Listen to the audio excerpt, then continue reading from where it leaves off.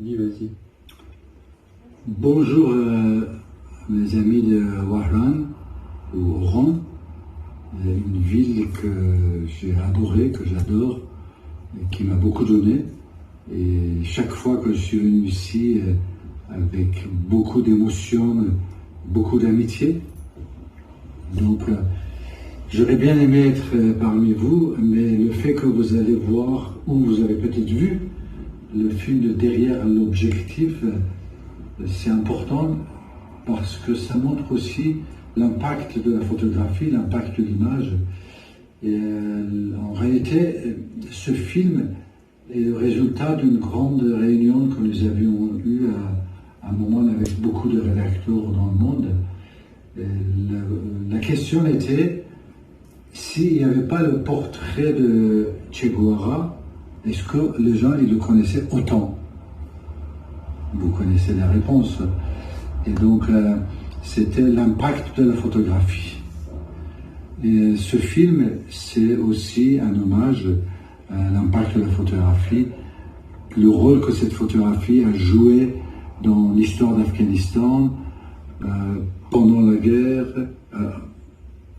après et maintenant. En réalité, la guerre continue malheureusement, mais cette photographie, pour ceux qui étaient en Afghanistan, pour ceux qui ont vu, ils peuvent le trouver partout, partout, partout.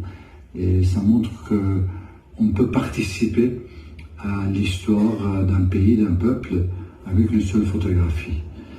Je souhaite que vous tous, les photographes et les photographes en avenir, rêveriez certainement de créer des images qui feront l'histoire.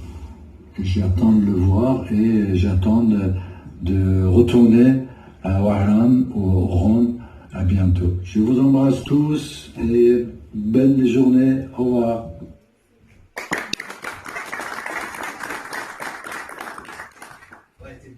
Par des décennies de guerre, un homme s'efforce de trouver une image d'espoir. Je ne suis pas un photographe de guerre, je suis un photographe de paix. Mais pour montrer aux gens à quel point la paix est importante, je dois aller dans les zones de guerre.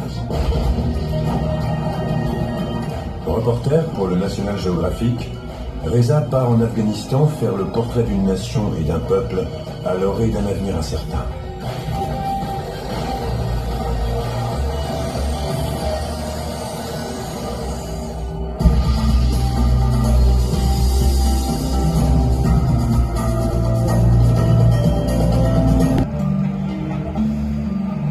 Le photographe Reza s'est assigné une tâche difficile.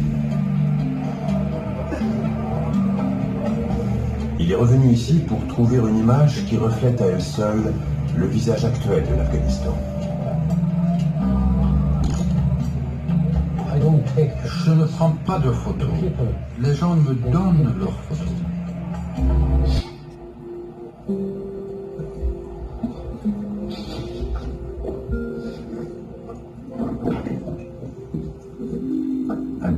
Je me souviens que quand les bombardements ont commencé, tout le monde s'est mis à courir et je me suis retrouvé seul et il m'a dit « Suis-moi ».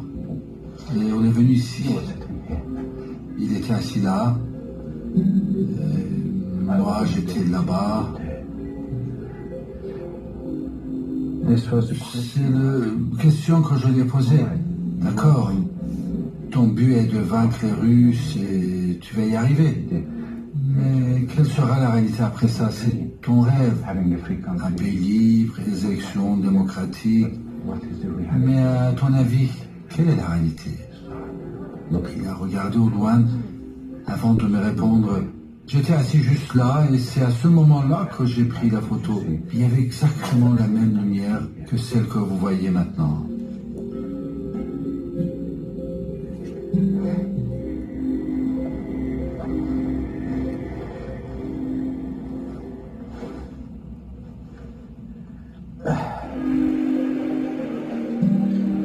Faire cette exposition ici, c'est comme un cadeau à la population de la vallée.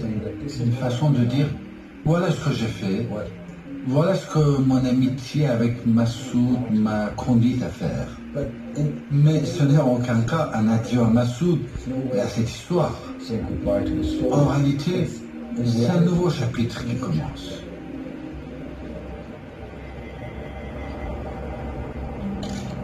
De son voyage, il garde de nombreuses images. Ces rencontres ont dévoilé les multiples visages d'un pays à la croisée des chemins. Je n'ai peut-être pas tout résumé en une seule photo, mais j'ai plusieurs photos qui peuvent expliquer la réalité.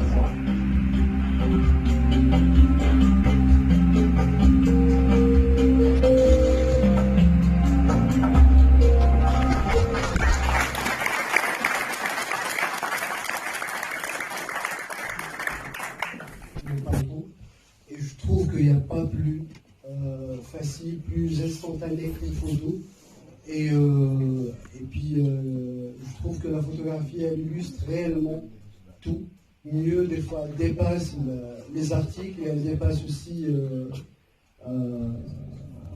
plein de choses. Et aussi, la chose que j'apprécie dans le travail de Reza, c'est que contrairement à certains photographes, qui sont là à traiter la cruauté, la misère de certains gratuitement, même si ce n'est pas pour des fins journalistiques, ils sont juste là pour immortaliser ce côté qui est, que je trouve que des fois il est vraiment pas nécessaire, c'est erroné. Mais je rebondis toujours sur la phrase de Reza qui dit qu'il est un photographe de paix.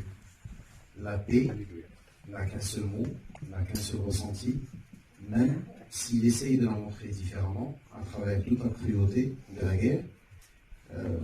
On a toujours de l'espoir, et peut-être vous avez remarqué qu'il a énormément de clichés d'enfants avec un regard innocent, et il essaye de tout simplement de garder espoir. Gardant espoir en faisant acte de paix et en montrant tout notre travail en tant que photographe, que de la paix, que du positif. Et encore merci Reza. Ce qui m'a impressionné, c'est que c'était une histoire de quête, de recherche, d'amitié, de sacrifice, de plein de choses. C'est la relation qu'avait en définitive, la relation qu'a créé dans son mental déjà Reza avec Messaoud en amont, le chercher, parce qu'il n'était pas son ami, il a passé 3 mois dans la montagne pour y arriver. Il y avait une sorte d'obsession. En définitive, il n'est pas question juste je ne suis pas d'accord avec un truc, c'est le 125e de seconde, c'est ça? Non, il n'est pas question seulement de 125e de seconde. Je pense qu'il y a une quintessence à un certain moment où il a su capter l'âme de celui qui l'obsédait. Il était carrément obsédé par ce type-là, parce qu'il se rejoignait dans certaines valeurs et tout ça. Et je trouve que c'est important, et on ne parle pas assez dans la photo. On ne parle pas de tout ce qu'il y a en amont, comme travail, comme relationnel, comme discussion, comme dispute, comme recherche, comme agrégation, tout ça, on n'en parle pas assez. Et je trouve que c'est assez sympathique, ce film-là, il parle de ça. Il parle de tout ce qu'il y a avant cette photo-là. Et c'est juste extraordinaire comme optique. Voilà. Et de mon côté, Reza, je te remercierai jamais assez de nous inspirer tous ici. Ici, je parle de mes amis photographes algériens et autres. Je te remercie de nous inspirer pour une photographie qui prend la paix, l'optimisme et qui fait vraiment bouger les choses. Donc, pour moi, tu es vraiment un exemple et j'espère te revoir très bientôt en Algérie. Nous aimons t'avoir ici parmi nous. Allez, salam.